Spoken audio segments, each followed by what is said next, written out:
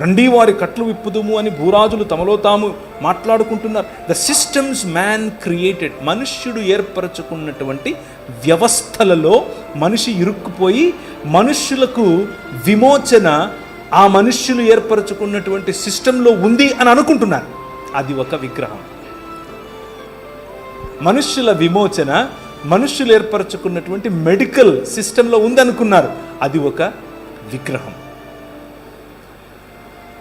నేను రీసెంట్గా ఒక స్టడీ చేశాను. ఆ స్టడీలో దాదాపు కొన్ని బిలియన్స్ ఆఫ్ డాలర్స్ చాలా డబ్బులు ఉన్నటువంటి వాళ్ళు, ఒక 4-5 మంది, ఇంకొంచెం ఎక్కువ కూడా ఉండొచ్చు, పోసి ఆ ప్రాజెక్టును ఫండ్ చేస్తున్నారు. ఆ ప్రాజెక్ట్ ఏంటో తెలుసా?